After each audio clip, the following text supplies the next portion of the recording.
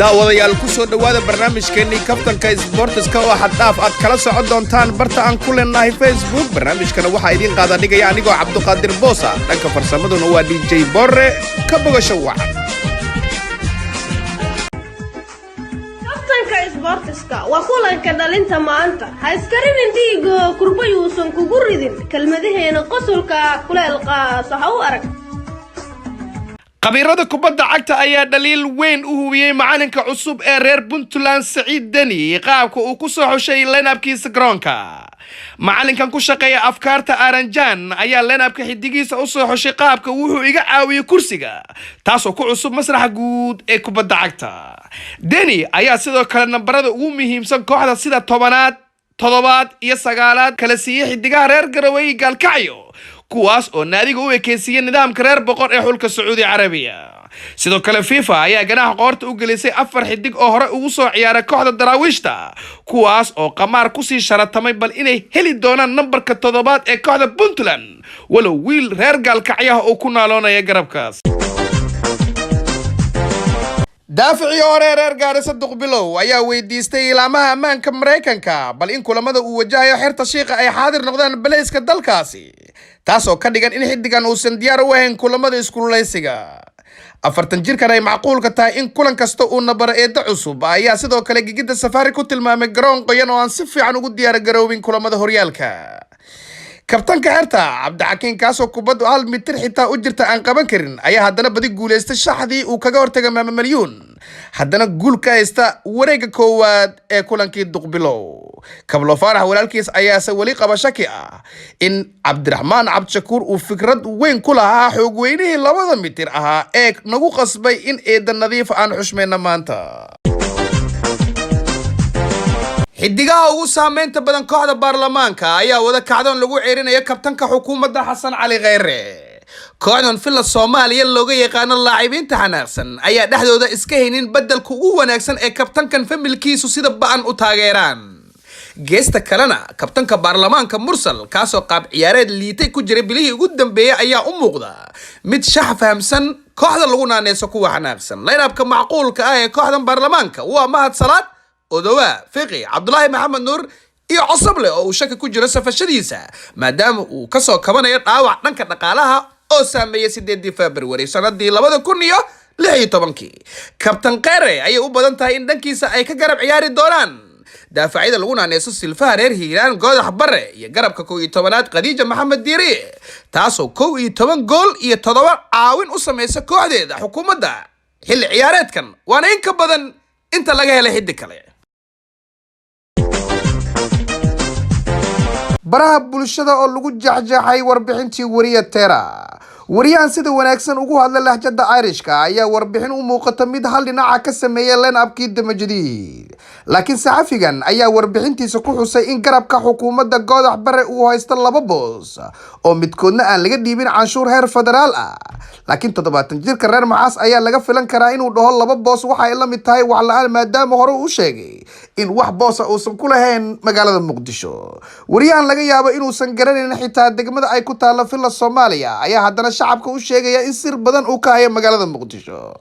40 jirkan beeca horta ah kaga yimid Somaliland ayaa fiisa Turki ah ku bedeshay warbixinadan ayaa hadda kooxa ay ka mid yihiin Wadajir iyo Hiilo Qaran u arkaan xidig ay ka saacidi karaan fiisa Yurub ah si warbixino uga sii diyaariyo isla kooxda haatan Ankara keensatay maadaama fiisuhu haatan u muuqdo mid saameyn weyn ku yeeshay kubadda cagta. xiriirka kubadda cagta ee Kenya ayaa go'aan uu shalay soo gaaray shaqada kaga eriyay wakiil ciyaareedkii Soomaaliya ee Tarsan, halka midkoodiina ay kala baxeen Soomaaliya.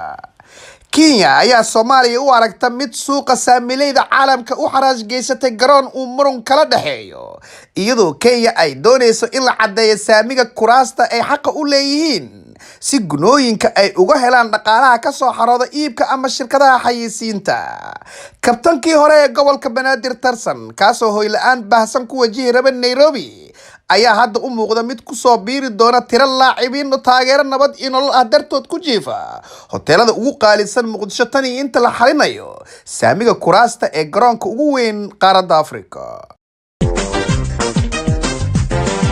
agaasimaha ciyaaraha kooxda Villa Soomaaliya Fahad Yaasiin Xaaji Daahir ayaa ugu dambeyn saraakiisha Villada ku qanciyay inaysan bixin lacagaha waalida ah ee lagu kansali karo heshiiska Axmed Madoobe uu kula joogo kooxdiisa Jubbaland. Diyeshaan haysta daafacyada Kenyaanka ayaa u muuqda mid kooxdiisa u hibeynaya 4 sano uu u kordhinayo qandaraaskiisa oo ku eg bisha July. markaas uu xor kaga tagi karo ama uu xaq u leeyahay qandaraas kale oo dheeraad ah sida ku xusan heshiis waqtigii xuduudaha la soo gudbay. Villa Soomaaliya oo 10 wanaagsan ka haysata xidigoodii jabiye kaas oo laga adkaaday Garowe ayaa markan diyaar u ahayn tartan ay ku baxdo malaayiin dollar maadaama ciyaaraha qaar loo maareyn karin sida kulankii Baydhabo. markana xubinteeni wargeysyada iyo waxa ay qoreen saakay wariyaasha Maxamed Muude Najiib Aadan Najiib ayaa sida rihaan oo la macaamilay xidigta Xaliima Gobaad iyagoo xitaa nooca makeup-ka ay doonaysa fadhiga ugu keenaya taasoo xidigtan booqashadeeda Soomaaliya ka dhigaysa mid taariikh weyn ugu fadhin doonta Astaan Sports cadadkii saakay. لاعبka Mahad Salaad ayaa mutaysan kara ganaax 3 kulan ah markii uu si jilliin ah ugu qiirooday go'aankii Kenya ee shalay maadaama konton jirkaasi xilligan uusan kala jecleen in Kenya shaki gelisa xitaa lahaanshaha garoonka xulka ee Villa Soomaaliya. Garbaare News cadadkii maanta Uhuru Kenyatta iyo Abiy Ahmed waxa hogaamiya Maxamed Cabdullaahi Farmaajo.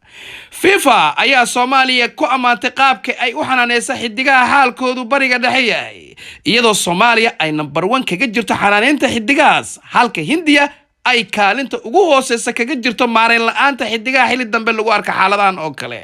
Washington Post warbaahinta maxalliga ayaa qoraysa in kabtanka Daniel Jaafar oo qoslaaya la arkay markii ugu horeysay kadib imaanshihii Farxiyo Kabayare.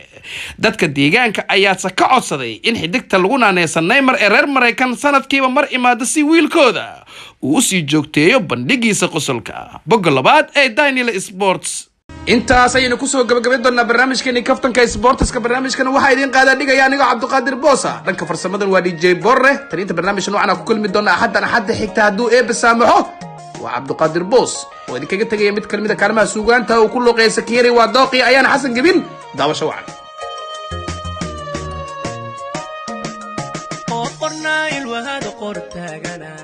qabasha iyo qoftan toosana umanidu dhaqaaqo badhigid sama way qaadatay qoftu dhalada sanaha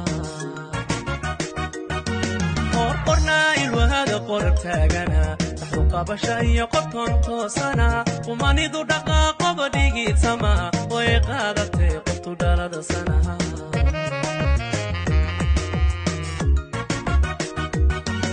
indihi qabta la qushur sana كشقها يبتغير سنة قدر باسمه يتقني سنة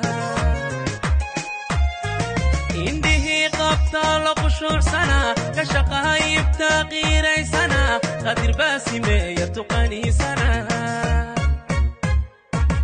الله قرر سنة أوقف سما يتخلن شذي قيمي سنة الله قايا يا قلبي حننا فقل سمي قصر في عنا الله قرر سنة أوقف سما يتخلن شذي قيمي سنة الله قايا يا قلبي حننا